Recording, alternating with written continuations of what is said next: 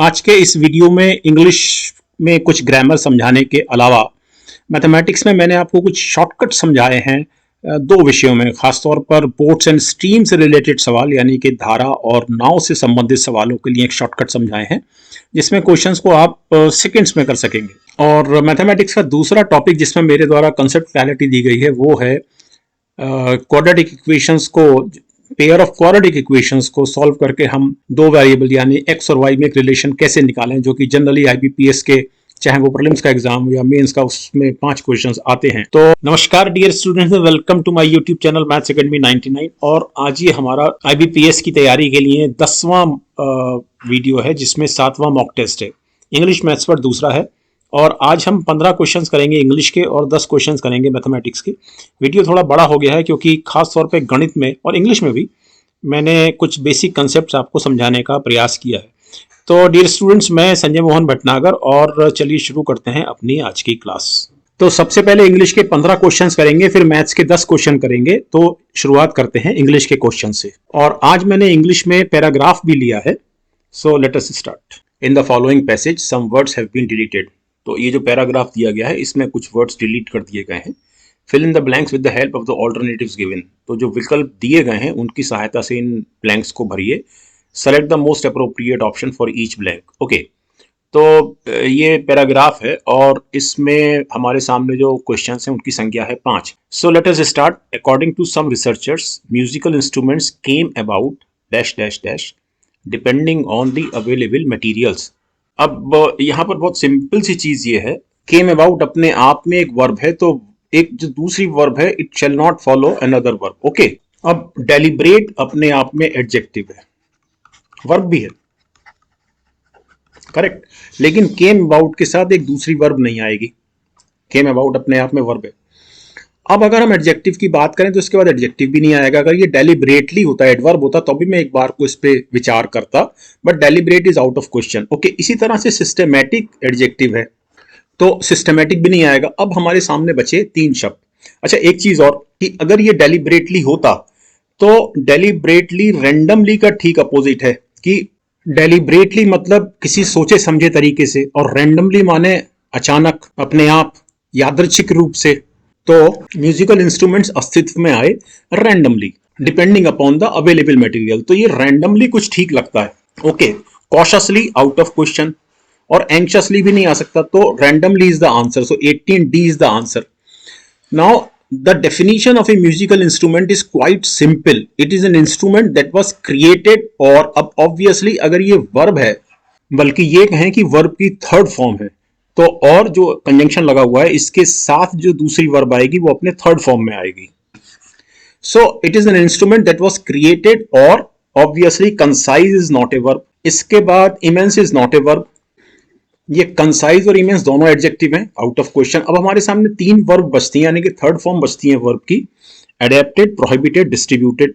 तो it is an instrument that was created और adapted. Okay, अनुकूलित किया गया या निर्मित किया गया टू मेक म्यूजिकल साउंड्स। तो अडेप्टेड बिल्कुल ठीक है, प्रोहिबिटेड हो नहीं सकता, रोका गया, डिस्ट्रीब्यूटेड वितरित किया गया ये भी नहीं हो सकता। तो मेरे ख्याल से इस पैरा में जो 2 क्वेश्चन थे वो आपको समझ में आ गए। अब इस टेक्स्ट का अगला पैरा लेते हैं। ओवर टाइम यानी कि समय के साथ साथ cultures have developed the composition and performance of musical pieces for entertainment. Okay, musical instruments have also.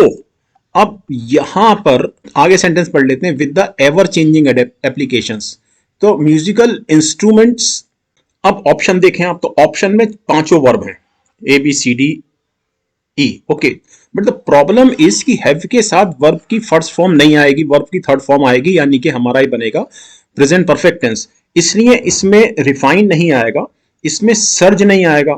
अब बचा सबड्यूड जिसको जीता गया हो, इवॉल्व जो विकसित हुआ हो, डिमिनिश जो खत्म हुआ हो, तो ऑब्वियसली विकसित।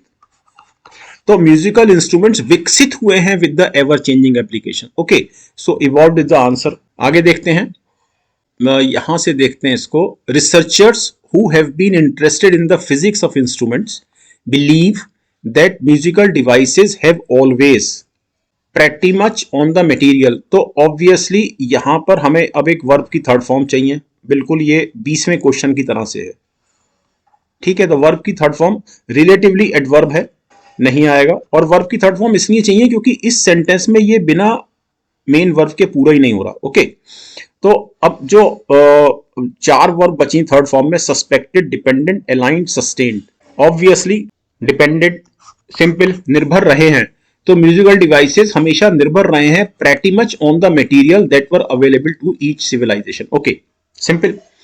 नाउ नेक्स्ट लाइन लेते हैं। In other words, people work with what they had, लोगों ने, आदमियों ने उसके साथ काम किया जो भी उनके पास मटेरियल था। ठीक है। In time traditional poetry was dash dash alongside human noise makers and got rhythms to them. अच्छा, अब ट्रेडिशनल पोएट्री वॉज, अब वॉज के साथ अगर हम ऑप्शन देखें तो इसमें वर्ब की जो फर्स्ट फॉर्म है, वर्ब की फर्स्ट फॉर्म वॉज के साथ नहीं आती, सो it is out of question. अब वर्ब की जो थर्ड फॉर्म है, चार बची, ए बी डी ई। तो यहां पर जो मोस्ट सुटेबल है ये है रिसाइटेड, गाई गई। ट्रेडिशनल पोएट्री वाज रिसाइटेड, जो पारंपरिक कविता थी वो गाई गई alongside human voice makers and god rhythm to them. तो बिल्कुल ठीक है, recited is the perfect answer. Okay, अब यहां पर हमारे 5 क्वेश्चन खत्म होते हैं इस टेक्स्ट से रिलेटेड। अब हम लेते हैं क्वेश्चन 23 से 26। 4 क्वेश्चन है। In each of the questions given below a sentence is given with 3 words in bold. Sentence दिया गया है जिसमें 3 शब्द बोल्ड हैं, जिनको ABC से लिखा गया है। अब इसमें ऑप्शन को सेलेक्ट करना है जो करेक्ट सीक्वेंस दे इन वर्ड्स की, ताकि सेंटेंस जो है ग्रामेटिकली और कंटेक्चुअली करेक्ट हो या मीनिंगफुल हो। अब ये सरल क्वेश्चन है। देखिए, द ऑर्डिनेंस, अध्यादेश, नॉट ओनली। अब अध्यादेश सिंगुलर है, सिंगुलर होने के कारण इसके साथ जो वर्ब आएगी, चूंकि ये प्रेजेंट इंडेफिनिट टेंस का वाक्य है, तो वर्ब के साथ एस लगा हुआ होगा, तो वायोलेट्स, ऑब्वियसली जो बी है वो यहां आएगा और ये रिप्लेस करेगा ए को। So obviously A being replaced by B and B being replaced by A and C as such with existing personal laws. So जो सीक्वेंस बनी वो बनी BAC।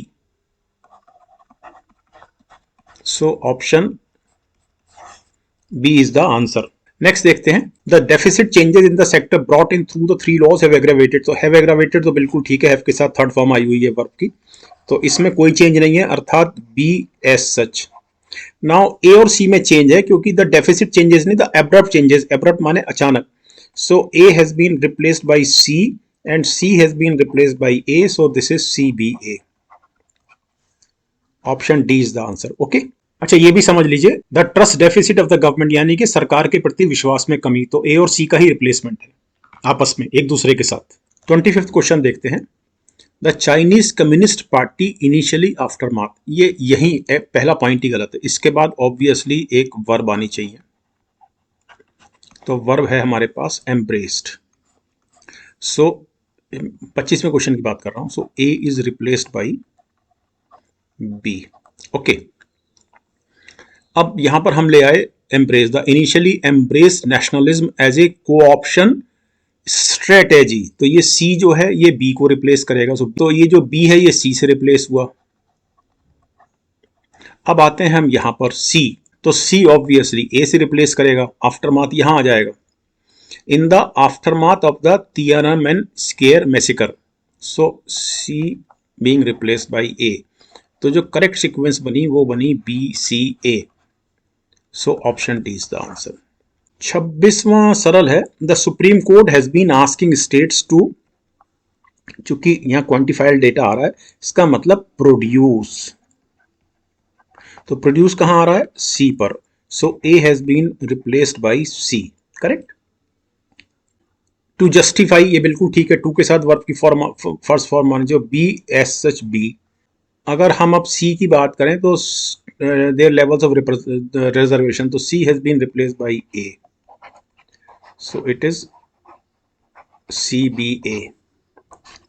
Option E is the answer. Okay, next. Okay, अब ये 4 question देखते हैं 27 से 30 तक। In the questions given below some sentences phrases are given which have to be arranged in a proper sequence. तो एक सेंटेंस को 5 भाग में बांट के जंबलिंग कर दी गई है और उस जंबलिंग को आपने सही करना है, ताकि एक प्रॉपर सीक्वेंस बनानी है, रीअरेंज करना है, ताकि एक सेंटेंस एक मीनिंगफुल सेंटेंस हो सके। ओके, तो 27वां क्वेश्चन देखते हैं। Sidestepping debate and discussion in parliament, discontent over the is a result of new form laws. अब obviously is a result of से सेंटेंस शुरू नहीं होगा, so D is outrightly out. Okay, now इसके बाद and discussion in parliament, इससे भी शुरू नहीं होगा सेंटेंस, तो ऑप्शन ए तो बिल्कुल बाहर हो गया। तो अगर हम सेंटेंस की मीनिंगफुलनेस देखें तो ये बिल्कुल क्लियर समझ में आता है कि discontent over the new form laws, यानी कि सी के बाद ई आ रहा है, so C is followed by E. Discontent असंतोष, discontent over the new form laws is a result of, तो सी ई डी, तो obviously option E is the answer. Okay, और नेक्स्ट लेने से पहले पूरा ही सेंटेंस पढ़ लेते हैं। So discontent over the new farm laws is a result of sidestepping debate and discussion in parliament, so obviously option E is the answer. Next question लेते हैं। Population level vaccination plans for कोविड-19 expecting from the outcomes we are, it is crucial to define. तो A और B तो एक साथ आएंगे, तो देखने से लग रहा है, यानी population level vaccination plans for कोविड-19, तो ए और बी कहाँ साथ आ रहे हैं? तो ए और बी साथ आ रहे हैं सी में और डी में। ओके, अब बात करते हैं पहला सेंटेंस कौन सा आएगा, तो ई है या डी है? So the outcomes we are, अगर हम डी लेते हैं तो डी के बाद सी है, the outcomes we are expecting, फिर A, the outcomes we are expecting from population level vaccination plan for कोविड-19 it is crucial to define, तो ई सबसे लास्ट में आ रहा है, तो ऑब्वियसली ये नहीं बनेगा। अब हम आते हैं इस पर, अगर ये भी नहीं बनेगा तो फिर ई, ये ऑप्शन आंसर होगा। So let us check for C, E D, यानी कि it is crucial to define the outcomes we are expecting, बिल्कुल ठीक है, वी आर के बाद एक्सपेक्टिंग बिल्कुल ठीक है, फर्स्ट फॉर्म आईएनजी के साथ आई है, जीरन फॉर्म आई है, तो बिल्कुल ठीक है। The outcomes we are expecting from population level vaccination plan for कोविड-19, so obviously C is the answer. Okay, next, WHO must work alongside China in quickly origins of the virus uncovering the, ये अगर हम पहला देखें सो it is subject है ना, and it is verb, तो ए बिल्कुल ठीक लगता है कि ए से शुरू होगा, बट लेट अस चेक कि ए कहां आ रहा है। ए यहां आ रहा है और ए यहां आ रहा है, तो ए सी डी, हु यानी कि WHO must China, so this is wrong. अब ये देखते हैं, ए WHO मस्ट वर्क, तो बिल्कुल ठीक है, मस्ट के साथ वर्ब की फर्स्ट फॉर्म आई है, so WHO must work alongside China in quickly uncovering the origins of the virus, तो बिल्कुल ठीक है, so E is the option. Okay, answer E option is the answer. 30 देखते हैं, पब्लिक एक्टिविटी शुड, यहां से शुरू हो सकता है सेंटेंस क्योंकि ये सब्जेक्ट है और ये इसके साथ वर्ब आ रहा है, और शुड के साथ फिर एक प्रॉपर वर्ड आएगी, तो शुड बी अवेलेबल, बिल्कुल ठीक है, ये हो सकता है, तो ए के साथ बी आ सकता है, तो ए के साथ बी कहां कहां आ रहा है? यहां भी आ रहा है, यहां भी आ रहा है और यहां भी आ रहा है। Now let us check it further, पहले ए ही देखते हैं। Only information bearing a nexus, nexus माने संबंध, only information bearing a nexus to public activity should be available to the public, बिल्कुल ठीक है, रिपीट कर लेते हैं, only information bearing a nexus to public activity should be available to the public, तो ये प्राइमरीली बिल्कुल ठीक है। अब यहां देखते हैं, ए के साथ बी यहां भी आ रहा था, E bearing a nexus to only information, तो ये तो नहीं बनता, सो अब ये देखते हैं, सी से शुरू करते हैं, to the public bearing a nexus, no, तो obviously this A, option A is the answer. Okay, अब हमारे सामने दो क्वेश्चंस और रह गए हैं इंग्लिश के, और ये दोनों क्वेश्चन ग्रामर पर बेस्ड हैं, और इसके पश्चात हम मैथमेटिक्स करेंगे। तो इस क्वेश्चन में दिया गया है, choose the most appropriate option to change the narration. Basically उसने ये भी नहीं बताया है कि ये जो गिवन सेंटेंस है, यानी कि Amit said to his friends, comma फिर इन्वर्टेड में लिखा हुआ है, ये डायरेक्ट है या इनडायरेक्ट है, but of course it is direct narration statement, तो इसको चेंज करना है और नीचे जो ऑप्शन दिए गए हैं इनडायरेक्ट नरेशन वाले, उसमें हमें अप्रोप्रिएट आंसर इसमें छांटना है। ये आसान सवाल है इस तरह के। तो जो स्टेटमेंट है वो है, जो सेंटेंस है वो है, Amit said to his friends, hurrah, India has won the gold medals in the Olympics. तो इसके कारण एक्सक्लेम्ड ये चेंज हो जाएगा। तो सेट टू इसके कारण shall be form to change to exclaimed. तो हमारे सामने ऑप्शन ए या ऑप्शन डी, इन दो में से एक करेक्ट आंसर होगा। ओके, अब इसमें ये बहुत सिंपल चीज है। ये जो एक्सक्लेम्ड लिखा हुआ है ये ऑब्वियसली सेकंड फॉर्म है वर्ब की। हमेशा ध्यान रखिए कि ये जो अंदर वाला जो स्टेटमेंट है, जो कि इन्वर्टेड कॉमा से जो स्टेटमेंट निकल कर आया है, जो सेंटेंस निकल के आया है, इंडिया हैज वन, इसमें ये जो वर्ब है ये हमेशा गवर्न होती है यहां से। तो ये सेकंड फॉर्म है, तो obviously it has got to be second form. तो ये भी वर्ब की सेकंड फॉर्म होनी चाहिए। तो ऑब्वियसली हैज नहीं होना चाहिए, हैड होना चाहिए। तो अभी ये बना हुआ है प्रेजेंट परफेक्ट टेंस, लेकिन इसके कारण इसको यहां पास्ट परफेक्ट टेंस होना था, जो यहां हुआ है। सो obviously option D is the answer. Next, choose the correct sentence. He visit the temple frequently. वो अक्सर मंदिर जाता है, लेकिन इसमें एक ग्रामेटिकल मिस्टेक है कि ही ऑब्वियसली जो सब्जेक्ट है सिंगुलर है, तो ये विजिट नहीं होगा, ये विजिट्स होगा, प्रेजेंट इंडेफिनिट टेंस। तो ये गलत हो गया, ये बिल्कुल ठीक है और ये गलत है। हेड के साथ अगर हैड बीन लगा होता, he had been visiting the temple frequently, तो मैं इसको बिल्कुल सोचता, क्योंकि तब ये होता past perfect continuous tense. He have had visited, तो ये बिल्कुल गलत है, ही के साथ हैव नहीं आएगा। He had visited the temple frequently. तो इसमें जो करेक्ट ऑप्शन है वो है निश्चित रूप से बी।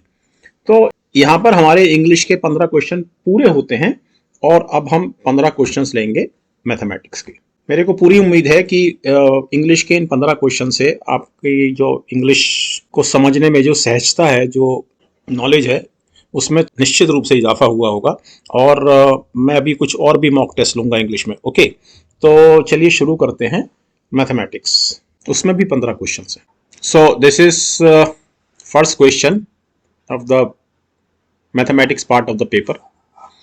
एक दुकानदार 2 पेन बेचता है, उसमें से एक पेन लाभ पर और दूसरा पेन हानि पर बेचा। दोनों पेनों में से प्रत्येक का विक्रय मूल्य, सेलिंग प्राइस 300 रुपए है और एक पेन पर लाभ प्रतिशत दूसरे पेन पर हानि प्रतिशत के बराबर। यदि दुकानदार की कुल हानि 6.25% है, तो दोनों पेनों के कलमों के क्रय मूल्य के बीच का अंतर ज्ञात कीजिए।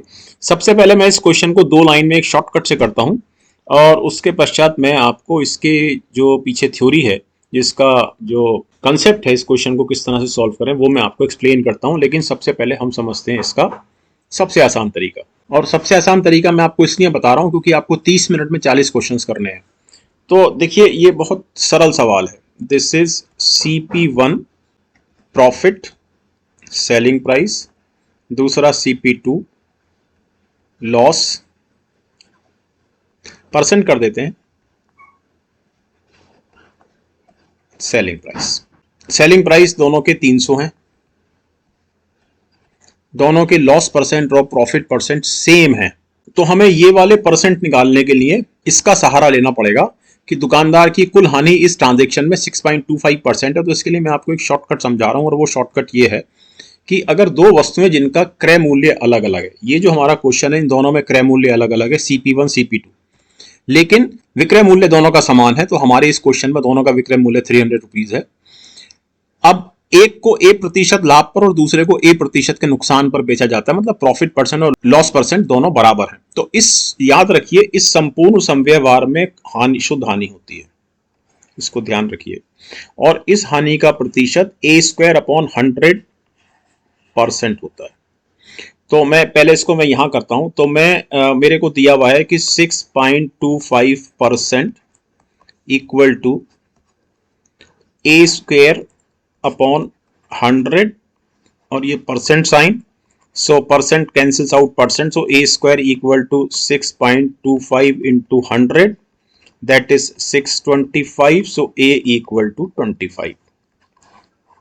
अर्थात एक वस्तु को 25% हानि पर और दूसरी वस्तु को 25% लाभ पर बेचा जाता है। इस शॉर्टकट को याद रखिए, इसके बिना ये क्वेश्चन बहुत लंबा है।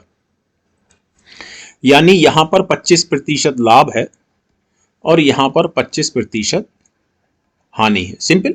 अब यहां देखिए कि अगर 25% लाभ के साथ 300 रुपए सेलिंग प्राइस है, इसका मतलब ये छोटी सी कैलकुलेशन है कि कॉस्ट प्राइस जो है वो 240 है। ये इसमें थोड़ा सा आपको दिमाग में कुछ ट्रायल करना पड़ेगा, नंबर्स के साथ खेलना पड़ेगा। 240 का 25% 60 होता है 60, तो 240 प्लस 60 इक्वल टू ये 60 रुपीज, ये ऐड होगा तो 300, क्योंकि प्रॉफिट हो रहा है। अब यहाँ हम 300 रुपए एसपी है, लेकिन लॉस हमारा 25% है। इसका मतलब इमीडिएटली कॉस्ट प्राइस जो है वो 400 रुपए है। 400 रुपए का 25% 100 रुपए होता है, तो 100 रुपए हमारा लॉस हुआ और 300 रुपए सेलिंग प्राइस हो गया। अब हमको इन दोनों का अंतर पूछा गया है, सो आंसर इज 160। सिंपल। अच्छा, अगर आप ब्रेन स्टॉर्मिंग करके 300 एसपी के अगेंस्ट 25% प्रॉफिट पर 240 रुपए सीपी, या 300 एसपी पर 25% लॉस के अगेंस्ट 400 रुपए सीपी नहीं निकाल पा रहे हैं, तो इसका फॉर्मूला जो आगे भी इस्तेमाल होगा वो फॉर्मूला मैं बता देता हूं कि अगर प्रॉफिट है then CP is equal to 100 SP upon 100 plus profit percent. ये अभी आगे भी इस्तेमाल होगा जब मैं आपको इस क्वेश्चन का जो कंसेप्ट है वो समझाऊंगा। और जब लॉस है तो CP equal to 100 into SP 100 minus loss percent. So here we have 100 गुणा 300 बटे 25 है तो 125, तो 25 पंजे 125, 25 चौका 100 और 5 ये काटेगा 60 बार, सो ऑब्वियसली 240। सेम यहाँ पर 100 गुणा 300 अपॉन 100 माइनस 25, लॉस 25 है, so it is 75, 75 Chowk 300, 400। Correct. और एक तरीका इसका और है जो मेरा ट्रेडिशनल तरीका है, जो मैं करता हूं कि मैं सीपी को 100p मान लेता हूं। सो 100p और 25% का प्रॉफिट है, सो 25p जोड़ दूंगा, so it is 300। So 125p equal to 300, so p equal to 300 बटे 125। मुझे निकालना है 100p, so 100p equal to 300 into 100 बटे 125। ये वही चीज है जो ये लिखी हुई है, ये वाली। So obviously this is 240। Simple, ऐसे ही हम यहां भी कर सकते हैं। So I think you have got the point. Okay, लेकिन चूंकि 30 मिनट में 40 क्वेश्चन करने हैं, तो ये जो मैंने आपको यहां जो समझाया था, ये थोड़ा सा आपको ब्रेन स्टॉर्मिंग करनी होगी, but that is the easiest method. अब मैं इसको थ्योरेटिकली समझाता हूं। आप ऑब्वियसली वो सिंपल सी चीज ये है कि CP2 is definitely greater than CP1। इसका कॉस्ट प्राइस ज्यादा होगा क्योंकि इसका सेलिंग प्राइस कम है, तभी तो नुकसान हो रहा है। तो हमें जो निकालना है वो निकालना है CP2 माइनस CP1, ये कहा गया है हमको। ओके, आप पहले पढ़ चुके हैं कि अगर प्रॉफिट होता है तब कॉस्ट और सेलिंग प्राइस दिया हुआ हो, तो कॉस्ट प्राइस होता है 100 into selling price upon 100 plus profit percent. Okay, और जब लॉस होता है तो कॉस्ट प्राइस होता है 100 into SP selling price upon 100 minus loss percent. So CP1 is equal to 100 SP selling price upon 100 plus, और P परसेंट कितना है, प्रॉफिट कितना है, 25। Correct. And CP2 equal to 100 into SP upon, और loss भी कितना है, 25%, so it is 100 minus 25। Then CP2 minus CP1 equal to 100 SP upon 75 minus 100 SP upon 125। So 100 selling price is 300 और 1/75 minus 1/, so this is 100 into 300, और 75 और 125 का LCM हुआ 375। LCM निकालने का तरीका यह है कि बड़ी वाली संख्या को गुणा करना शुरू कीजिए और देखिए उसमें बाकी संख्याओं का भाग आपको न्यूनतम किस नंबर पर मिल जाता है। तो 125 एकम 125, उसमें 75 का भाग नहीं जाता। 125 दूनी 250, उसमें 75 का भाग नहीं जाता। 125 दिया 375, उसमें 75 का भाग जाता है और 5 बार जाता है। So it is 5 minus 3, so it is 100 गुणा 300 गुणा 2/375। सो 25 एकम 25, 12 बचा, 25 पंजे 125, 25 चौका 100, 15 दूनी 30, सो 20 दूनी 40 चौक 160।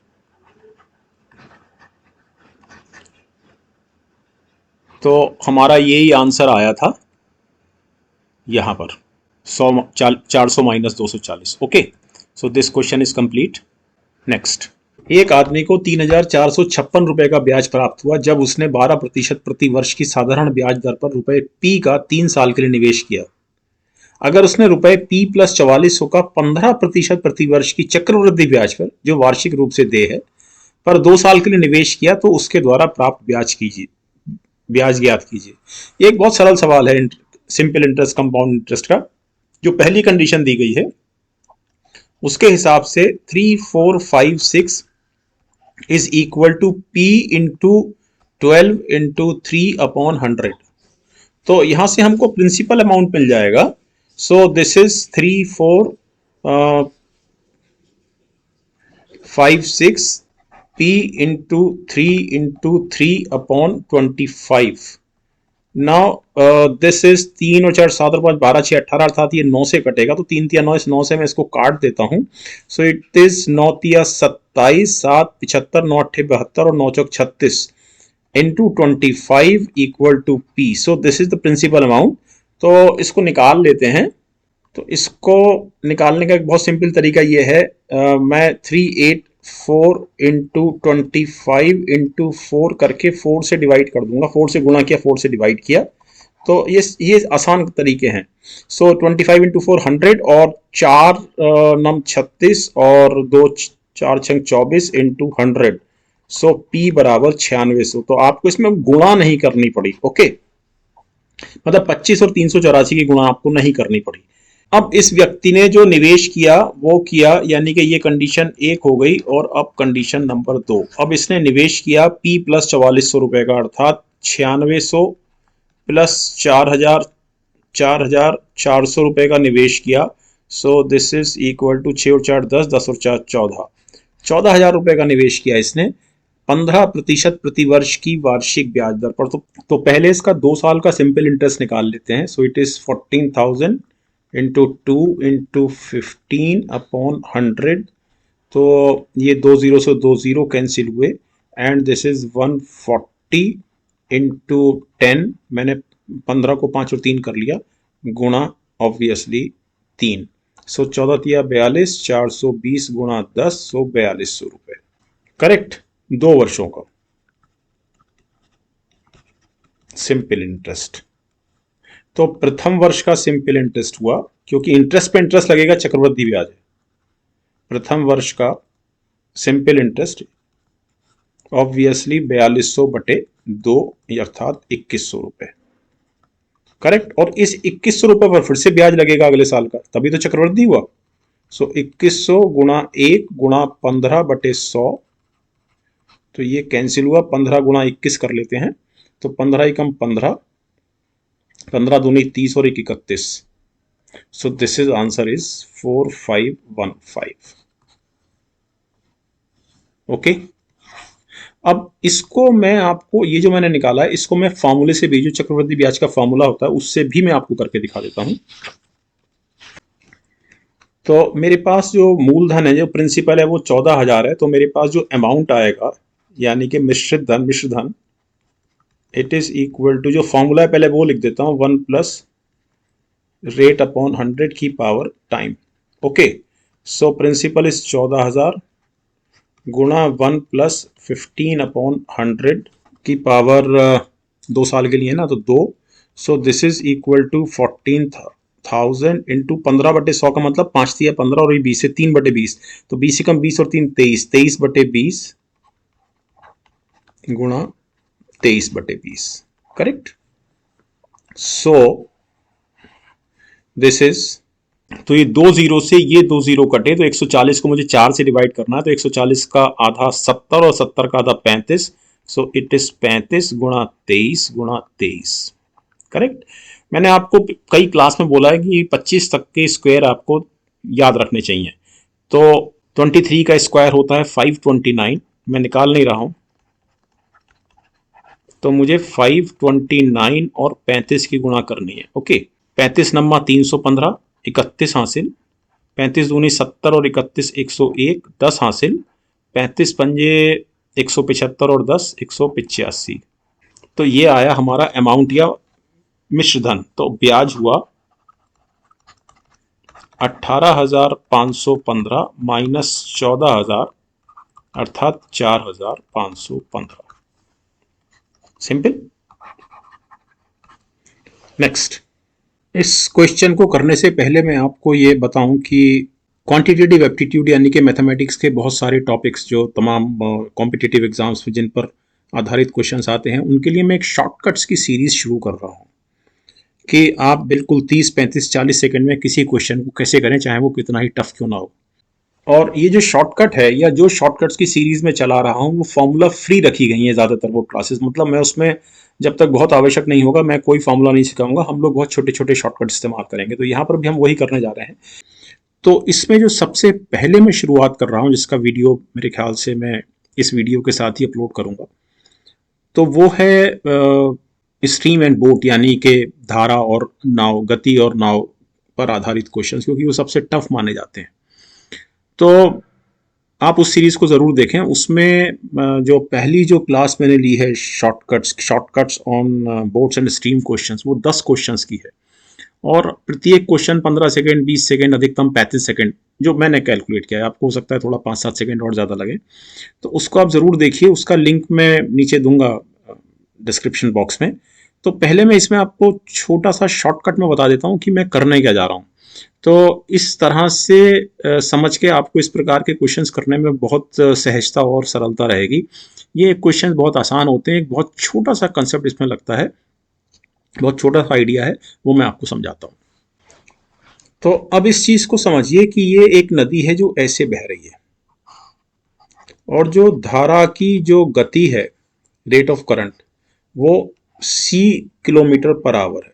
आप c याद रखें, c से करंट बनता है ना। करंट मतलब धारा। ओके। और जो बोट की ठहरे हुए पानी में, शांत पानी में, स्थिर वाटर में, स्थिर पानी में जो बोट की या नाव की गति है, वो b स्टैंड फॉर बोट, वो b किलोमीटर पर आवर है। तो ऑब्वियसली अगर धारा के अगेंस्ट नाव चलेगी तो इसकी स्पीड कम हो जाएगी, ये होगी b माइनस सी। ये आपको ध्यान रखना है। और अगर धारा के साथ चलेगी तो धारा की करंट इसमें जुड़ेगी, तब नाव की स्पीड होगी b प्लस सी। धारा के अगेंस्ट जाने पर होगी b माइनस सी। ये बेसिक कंसेप्ट है। ओके। अब इस कंसेप्ट का फायदा ये है कि अगर मेरे को b माइनस सी यानी कि नाव की धारा के विपरीत गति दी गई है और धारा की गति दी गई है, तो मैं धारा के साथ की गति निकाल लूंगा simple b minus C plus 2c करके। अगर मेरे को धारा के साथ गति दी गई है और धारा की गति दी गई है, नदी की गति दी गई है, तो मैं धारा के विपरीत की गति निकाल लूंगा, b minus C is equal to b plus C minus 2c। Simple. इसी तरह से अगर बोट की ठहरे हुए पानी में गति दी गई है और बोट की धारा के विपरीत गति दी गई है, तो मैं धारा के साथ गति निकाल लूंगा बोट की। और इसी तरह से धारा के विपरीत गति निकाल लूंगा अगर मेरे को बोट की गति दी गई है, नाव की गति दी गई है, और धारा के साथ नाव की क्या गति है ये दी गई है।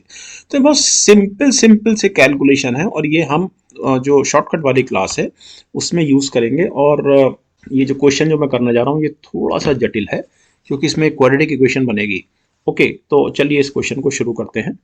एक बेसिक इसमें जो लगेगा वो आपको सबको पता है कि जो एक फॉर्मूला लगेगा कि गति बराबर दूरी बटे समय, अर्थात speed is equal to distance upon time. तो चलिए इस क्वेश्चन पे आते हैं। एक नाव द्वारा धारा के अनुकूल यानी कि ऐसे धारा के अनुकूल और धारा के प्रतिकूल ऐसे, धारा की दिशा ये है, 162 यानी कि ऐसे भी 162 चली और ऐसे भी 162 चली नाव। तो 162 किलोमीटर की दूरी तय करने में, यानी कि दिस प्लस दिस 14 घंटे 24 मिनट का समय लगता है। यदि धारा की गति 6 किलोमीटर प्रति घंटा है तो नाव द्वारा धारा के प्रतिकूल 240 किलोमीटर की दूरी तय करने में लगने वाला समय ज्ञात कीजिए। नाव की गति धारा के साथ, ये धारा है, तो नाव की गति धारा के साथ ऑब्वियसली b प्लस सी अर्थात b प्लस 6, धारा के विपरीत b माइनस सी अर्थात b माइनस 6। करेक्ट। अब हम इस फॉर्मूले को लगाएंगे। यहां से चूंकि हमें समय दिया गया है तो यहां से इस जगह से हमारे पास obviously time is equal to distance upon speed, या समय बराबर दूरी बटे गति।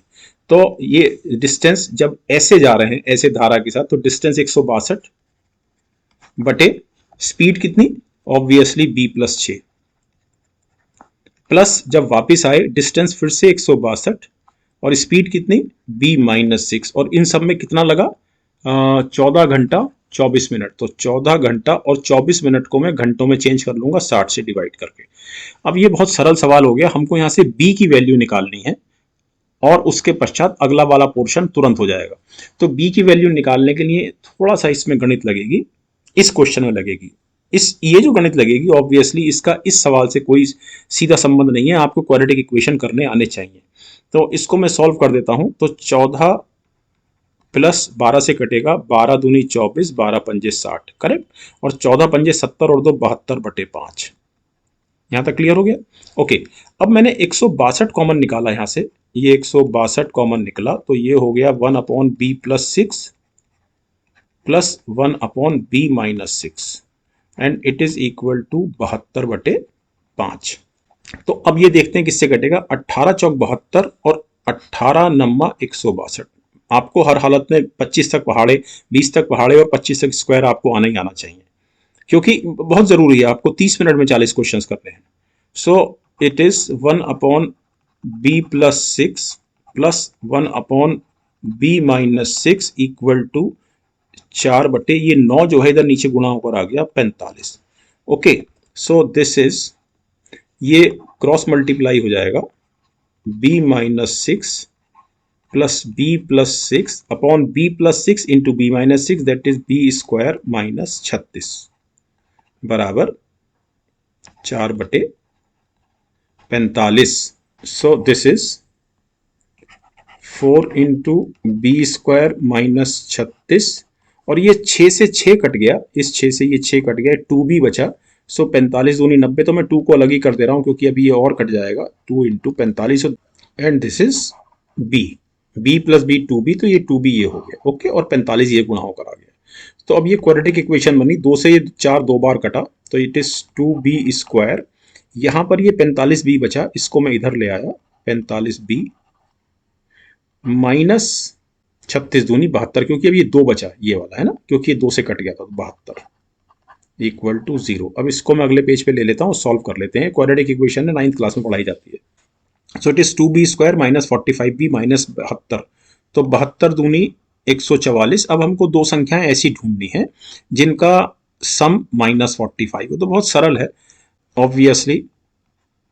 48 माइनस में इंटू 3, तो माइनस 48 इंटू 3 ऑब्वियसली माइनस 144, तो ये वाली पूर्ति हो गई। और minus 48 plus 3, minus 48 plus 3 minus 45, तो ये क्वेश्चन ऑलमोस्ट कंप्लीट हो गया।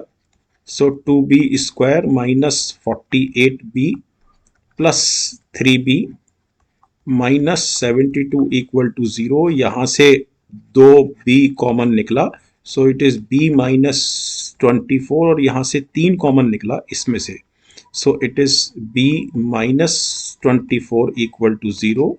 so 2b plus 3 into b minus 24 equal to 0, ये b की नेगेटिव वैल्यू देगा, तो हम इसको कंसीडर नहीं करेंगे। From here we have b equal to 24, अर्थात जो बोट की स्पीड है, बोट की जो नाव की जो स्पीड है वो आ गई 24 किलोमीटर पर आवर। अब हमको जाना है धारा के प्रतिकूल, अर्थात जो इफेक्टिव गति होगी बोट की वो होगी b माइनस सी, तो 24 माइनस और c इज 6, तो it is 18 kilometre per hour, correct. और यहां पर हम फिर से ये वाला फॉर्मूला लगाएंगे, ये वाला। सो टाइम इक्वल टू क्योंकि इसमें टाइम मांगा है। So time equal to distance upon speed. So distance is 240 and speed is 18, correct. 6 से कटेगा, सो 40/3, सो आंसर इज 13 सही, 1/3 आवर।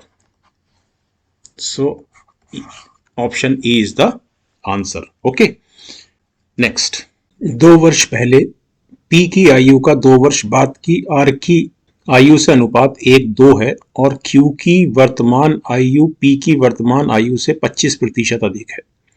यदि P और R की वर्तमान आयु का औसत 39 वर्ष है तो 5 वर्ष पश्चात P की आयु और R की वर्तमान आयु के बीच अंतर ज्ञात कीजिए।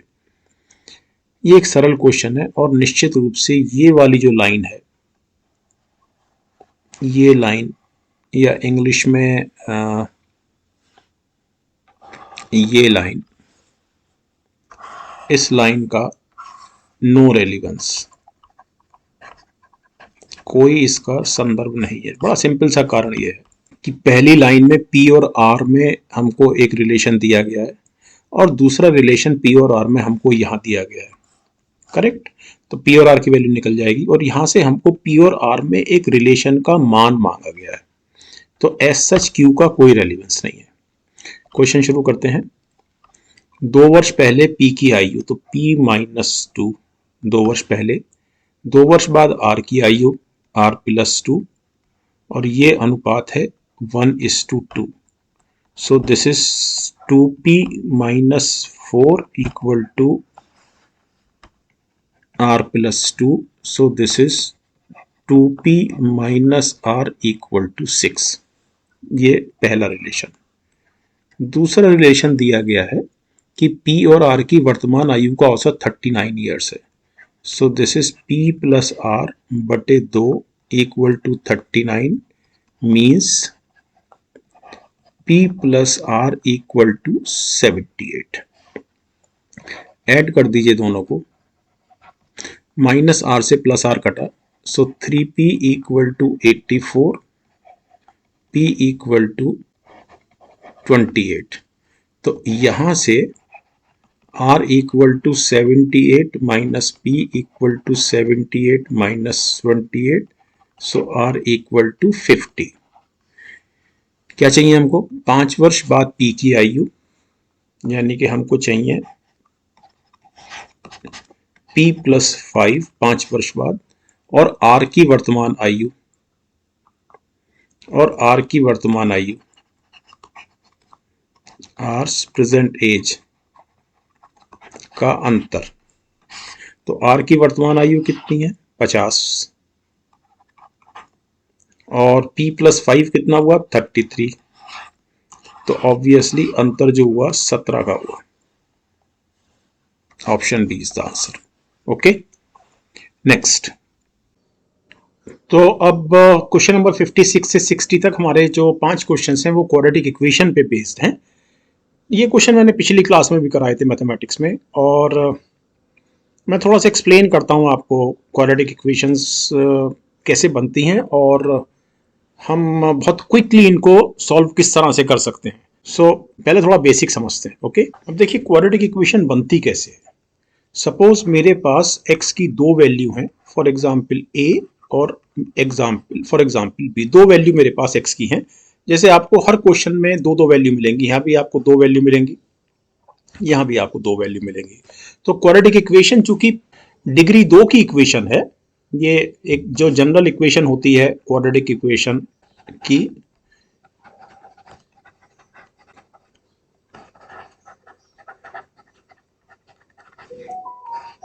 वो होती है ax² plus bx plus c equal to 0। तो ये सेकेंड डिग्री की इक्वेशन है। सेकेंड डिग्री की इक्वेशन इसलिए है क्योंकि इसके 2 रूट्स हैं, a एंड b। ओके, अब यहां फिर से आते हैं, तो it is x minus a बराबर 0 एंड x माइनस b बराबर 0। यहां से obviously x minus a into X minus B बराबर 0। तो अगर हम गुणा करेंगे तो x² माइनस में a plus B into X plus A B, correct. अब इसमें और इसमें एक फर्क है कि यहाँ एक्स स्क्वायर का कॉफिशिएंट लगा हुआ है, तो इसको हम क्या करते हैं कि हम इसको इस तरह से कर लेते हैं, तो ऑब्वियसली ये वाली फॉर्म और ये वाली फॉर्म अब सेम हो गई। क्लियर? क्योंकि आपको ऐसे वाले क्वेश्चन भी आने वाले इसमें जो क्वेश्चंस हैं इस 5 उसमें मिलने वाले हैं। अब यहां से बड़ा क्लियर है इस जगह से कि जो ए और बी ऑब्वियसली रूट्स हैं, तो यहां से बहुत सिंपल सी बात समझ में ये आती है कि this is X square minus sum of roots into X plus product of roots, गुणा जिसको बोलते हैं। करेक्ट? बराबर 0।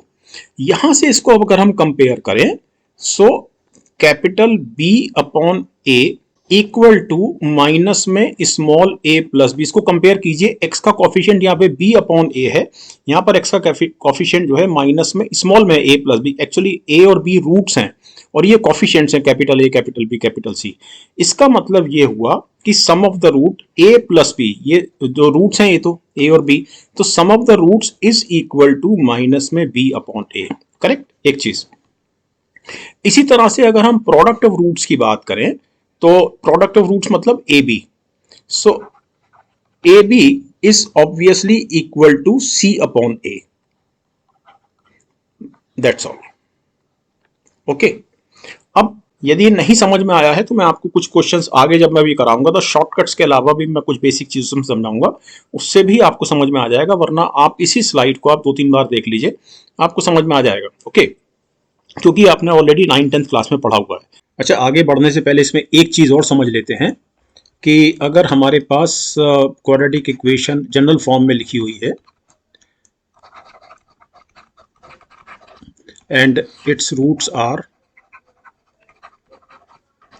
ए एंड बी, तो ध्यान रखिए x is equal to minus B, capital B है, plus minus B square minus 4ac upon 2a। और ऑब्वियसली ये capital A capital B capital C coefficients हैं क्रमशः, एक्स स्क्वायर एक्स के और सी कांस्टेंट है। ओके, और small A and B roots हैं। अब यहां पर ये जो प्लस माइनस लगा हुआ है, तो हम एक बार प्लस वैल्यू लेंगे, यानी कि हम एक बार ऐसे वैल्यू लेंगे। ओके, और एक बार हम नेगेटिव वैल्यू लेंगे, समथिंग लाइक दिस। करेक्ट? सो ये वैल्यू इन दोनों रूट्स में से कोई एक, फॉर एग्जांपल ए, और ये वैल्यू दूसरे रूट की वैल्यू होगी। Simple simple. अब यहां से हमारे सामने एक चीज और निकल के आती है कि अगर हम ये डिस्क्रिमिनेंट देख लेते हैं, इट इज कॉल्ड डिस्क्रिमिनेंट, तो अगर ये 0 से बड़ा है तो ऑब्वियसली हमको दो डिफरेंट रूट्स मिलेंगे, क्योंकि तब हमें under square root of B square minus 4ac की दो वैल्यू मिलेंगी प्लस माइनस के कारण। तो हमको इस केस में दो अलग अलग रूट्स मिलेंगे। करेक्ट? अगर बी स्क्वायर माइनस 4ac 0 के बराबर है, तब हमको दो इक्वल रूट्स मिलेंगे। कारण बड़ा सिंपल है कि ये 0 हो गया तो माइनस बी अपॉन 2a दोनों रूट्स की वैल्यू हो गई, यानी कि ये भी 0 हो गया यहां पर और ये भी 0 हो गया, तो दोनों value minus B upon A. और फाइनली अगर B square minus 4ac less than 0 है तो नेगेटिव नंबर का स्क्वायर रूट नहीं निकलता, तो हमको जो दो रूट्स मिलेंगे वो मिलेंगे हमको कॉम्प्लेक्स नंबर्स, तो कॉम्प्लेक्स रूट्स, एंड ऑब्वियसली ये रियल रूट्स और ये भी real roots.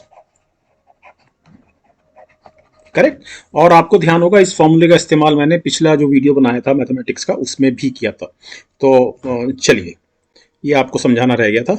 I think the point is very clear. Okay, तो हम लेते हैं अब पहला क्वेश्चन अपना।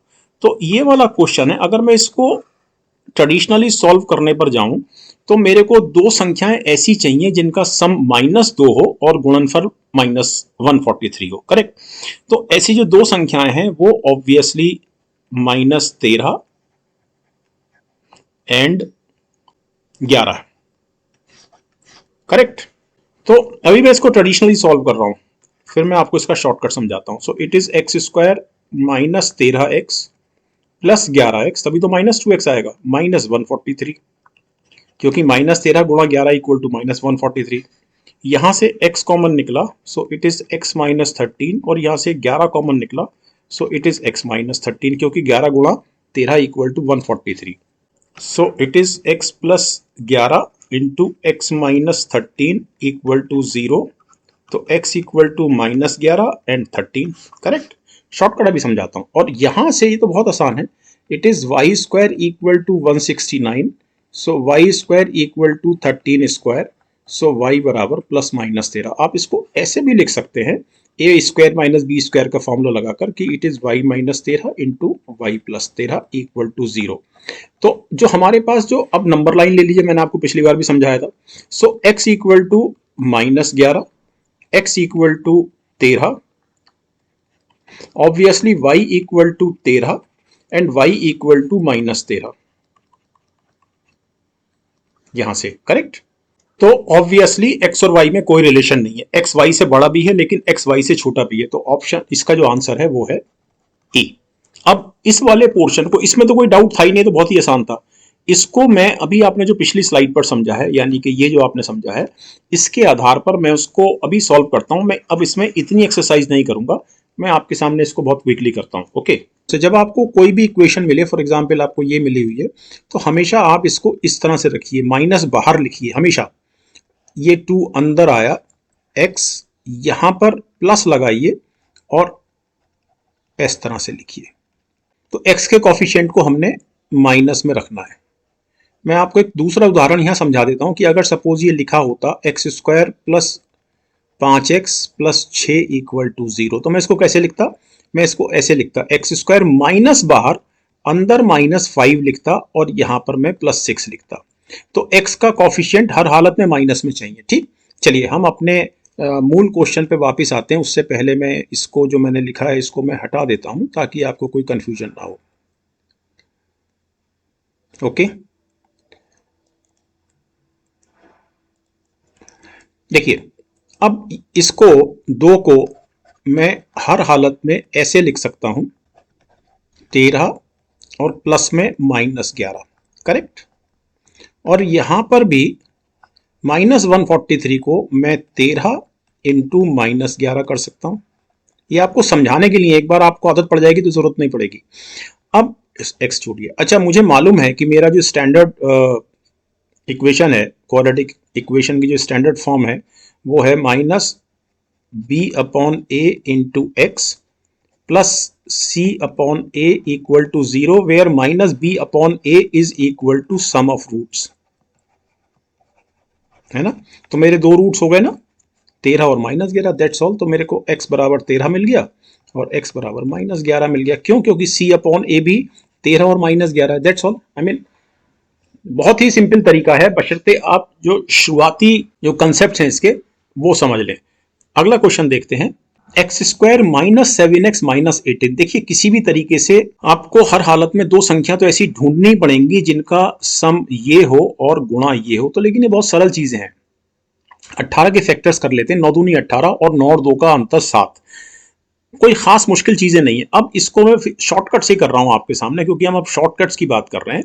माइनस बाहर रखूंगा, 7 को 9 -2 लिखूंगा। अब मैं क्विकली कर रहा हूं इसको, और ऑब्वियसली ये जो 18, अभी आपके लिए मैं एक लाइन बढ़ा रहा हूं, वैसे मुझे जरूरत नहीं थी इसकी। It is 9 into -2 equal to 0। तो रूट्स आर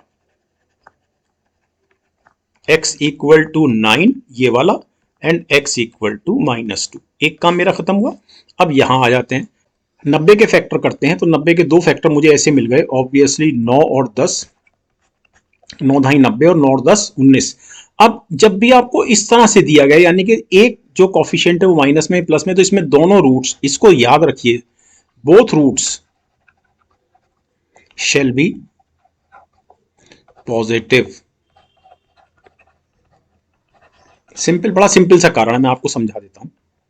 बहुत सिंपल सा कारण यह है कि मैं इसको इस तरह से लिख सकता हूं, x square -9 + 10 into X plus 9 into 10। तो देखिए ना, दोनों रूट्स पॉजिटिव हो गए, करेक्ट। तो यहां जो मेरे को 2 रूट्स मिले, अच्छा वाई है, इसको हम वाई लिखेंगे। तो y बराबर 9 और y बराबर 10, करेक्ट। अब नंबर लाइन ले लेते हैं, तो x बराबर 9, x बराबर -2 और y बराबर 9 और y बराबर 10, दैट्स ऑल। तो x हर हालत में या तो बराबर है y के या y से छोटा है, so x is less than और equal to y, correct. So answer is A. Next question लेते हैं। अब देखिए यहां पर कॉफिशिएंट लगा हुआ है ना, तो it is 2x square plus 5x plus 3। तो इसको एक और बेसिक चीज याद रखिए कि जब भी आपके सामने ऐसी इक्वेशन आएगी जिसमें एक्स स्क्वायर का कोई कॉफिशिएंट हो 1 के अलावा, तो हर हालत में उसमें मिनिमम एक रूट जो है वो रैशनल नंबर होगा, कम से कम एक रूट p अपॉन q की फॉर्म में जरूर होगा। ओके, तो लेट अस डू इट। सो तो इसका तरीका ये है कि इस 2 को इस 3 से गुणा कीजिए, सो 2 तिया 6, और 6 के 2 टुकड़े ऐसे कीजिए कि गुणा उनकी 6 हो और सम उनका 5 हो। अब ये भी ध्यान रखिए कि जिसमें तीनों साइन पॉजिटिव होते हैं, यानी कि एक्स स्क्वायर का कॉफिशिएंट, एक्स का कॉफिशिएंट और ये 3 पॉजिटिव है, जब ये तीनों पॉजिटिव होते हैं then roots are always negative, both roots, correct. अब मैं इसको कर देता हूं, सो इट इज 2x स्क्वायर, तो 3 दूनी 6, 3 और 2 5 बना था, तो it is 2x plus 3x plus 3 equal to 0। यहां से 2 कॉमन निकालूंगा, यहां से 3,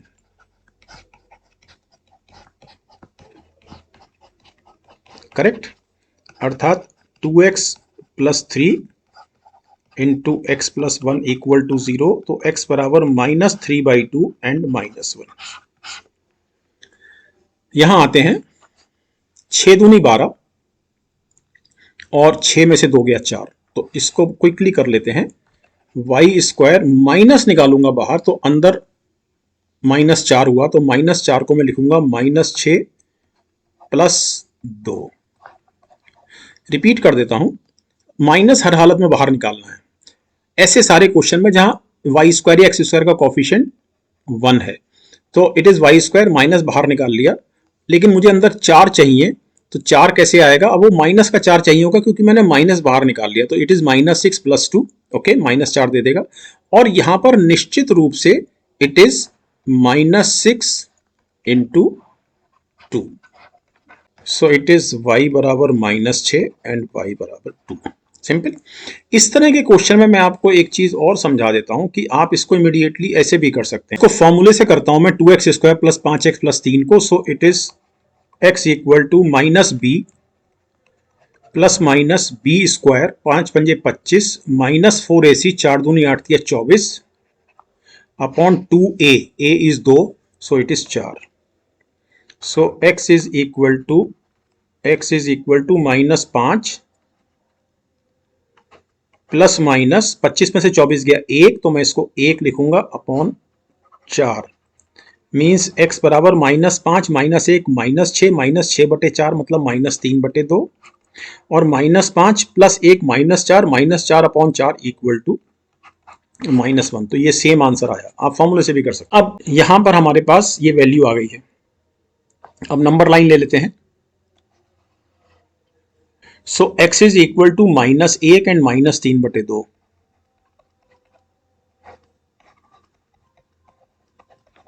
and y is equal to -6 and 2। तो ऑब्वियसली ये y है और ये भी y है, तो ऑब्वियसली y और x में कोई रिलेशन नहीं है। यहाँ x y से बड़ा भी है लेकिन यहाँ पर x y से छोटा भी है, तो C is the answer. Okay, next. अच्छा, इस क्वेश्चन में it is not quadratic equation. Okay, ऊपर जरूर लिखा है डायरेक्शन में, solve the following quadratic equation, लेकिन ये लीनियर इक्वेशंस हैं, 2 वेरिएबल में सिंगल डिग्री की इक्वेशंस हैं, तो ये दोनों एक दूसरे को एक यूनिक पॉइंट पर काटेंगी। तो इनका मैंने ग्राफ बनाया है, तो वो यूनिक पॉइंट है ऑब्वियसली, ये मैं सॉल्व भी कर रहा हूँ अभी इसको। तो ये जो पॉइंट है ऑब्वियसली x बराबर 1 एंड y बराबर 2, so x is less than y, immediately इसका जो आंसर है। ओके, तो option D is the answer. अब इसको सॉल्व करते हैं। So this equation can be written as 3x plus 3 common निकाल दिया मैंने, equal to 5 and this is 4x plus 5y equal to 14। अब इसको सॉल्व करते हैं। पहली इक्वेशन को 5 से गुणा कर देता हूं, गुणा 5, सो इट इज 5 तिया 15x plus 5y equal to 5 पंजे 25। 5 से इसलिए गुणा किया कि y का कोफिशिएंट बराबर हो जाए दोनों इक्वेशन में। इस इक्वेशन को इसमें से रिड्यूस कर देता हूं, तो 15 में से 4 गया 11x, 5y में से 5y गया 0 और 25 में से 14 गया 11, so x is equal to 1। Okay, और इसको यहां रख देता हूं, सो इट इज 3x यानी कि 3 plus Y equal to 5, so y equal to 2। So obviously x is less than y, that's all. Next लेते हैं 2x square minus x minus 1, तो 2 की गुणा मैंने माइनस 1 से माइनस 2 आया, तो हमको यहाँ माइनस 2 के ऐसे 2 टुकड़े करने हैं जिनका सम माइनस 1 हो, तो ऑब्वियसली जो 2 टुकड़े हैं वो माइनस 2 और 1 हैं, तो मैं इसको इस तरह से लिख सकता हूँ 2x square minus 2x plus x minus 1 equal to 0। 2x मैंने इसमें से कॉमन निकाला, so it is x minus 1 और यहां से 1 कॉमन निकाला मैंने x minus 1। Okay, so it is 2x plus 1 into x minus 1 equal to 0, so x equal to 1 and minus half. आप इसको फॉर्मूले से भी कर सकते थे, मैं करके दिखा देता हूं। माइनस b यानी के 1 plus minus b square, so b square is 1 minus 4ac, तो माइनस 4 दूनी 8 माइनस 1 प्लस 8 अपॉन 2a, तो 2 दूनी 4, सो x बराबर 1 प्लस माइनस 8 और 1 9, 9 का स्क्वायर रूट 3, 3 बटे 4 मीन्स x बराबर 1 और 3 4, 4 बटे 4 1 और 1 माइनस 3 माइनस 2 माइनस 2 बटे 4 माइनस 1 बटे 2, करेक्ट। तो सेम आंसर। अब इसको देखते हैं, सो 3 की गुणा 2 से की, 3 दूनी 6 और ऑब्वियसली 3 और 2 5, ठीक है। So it is 3y square minus 3y minus 2y plus 2 equal to 0। यहां से 3y कॉमन निकाला, so it is y minus 1, यहां से माइनस 2 कॉमन निकाला, y minus 1, so it is 3y minus 2 into y minus 1 equal to 0, so y equal to 2 बटे 3 and y equal to 1। इसको फॉर्मूले से भी कर सकते हैं, so y is equal to minus b, तो minus minus plus 5 plus minus b square 5 पंजे 25 माइनस 4ac 4 दिया 12, 12 दूनी 24 अपॉन 2a 2 दिया 6, so y equal to 5 plus minus 25 में से 24 किया 1, 1 का square root 1, 1 upon 6, so this is 5 और 1 6, 6 बटे 6 1 और 5 में से 1 गया 4, 4 बटे 6 मतलब 2 बटे 3, तो सेम आंसर। ओके, अब नंबर लाइन पर देखते हैं, x बराबर 1, x बराबर माइनस हाफ, y बराबर 1 एंड y बराबर 2 बटे 3। ऑब्वियसली x और y में कोई रिलेशन नहीं है, x यहाँ y से बड़ा है लेकिन यहाँ पर छोटा है, so option C is the answer. Okay, so मेरे को उम्मीद है कि क्वाड्रेटिक इक्वेशन आप में आपको बहुत क्लैरिटी हुई होगी और आप स्वयं भी इसमें कुछ क्वेश्चंस करें क्वाड्रेटिक इक्वेशंस के, और यदि कोई डाउट हो तो निश्चित रूप से मुझसे कमेंट बॉक्स में पूछें। ओके, नेक्स्ट क्वेश्चन पे चलते हैं, बट सॉरी मैंने अभी देखा कि वीडियो 1 घंटे से ऊपर का हो गया है, तो इसको यहाँ रोकते हैं और बाकी मैथ्स के क्वेश्चन और इंग्लिश के कुछ और क्वेश्चन नेक्स्ट वीडियो में नेक्स्ट क्लास में करेंगे। तो अन्यथा अगर मैं और बाकी 5 क्वेश्चन अभी करूंगा तो ये वीडियो आज भी अपलोड नहीं हो पाएगा। तो thank you very much dear students for watching this class. और आपकी क्वेरी मैंने पिछली वीडियो में भी कहा था कि आप मुझसे एजुकेशन से संबंधित, अपने सब्जेक्ट से संबंधित क्वेरी कीजिए। आप में से बहुत बच्चे ये पूछते हैं कि एग्जाम कब होगा, ये बताना मेरे लिए संभव नहीं है। आप सब्जेक्ट से रिलेटेड क्वेरी पूछिए मेरे से, तो मुझे उसका जवाब देने में बहुत बहुत बहुत अच्छा लगेगा। ओके, तो नमस्कार डियर स्टूडेंट, मिलते हैं नेक्स्ट क्लास में।